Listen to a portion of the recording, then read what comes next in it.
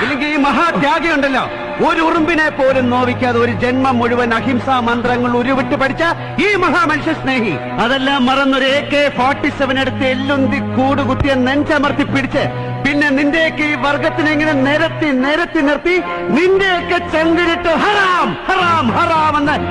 എണ്ണി തുരാന്ന് കാഞ്ചി വലിച്ചത് ഈ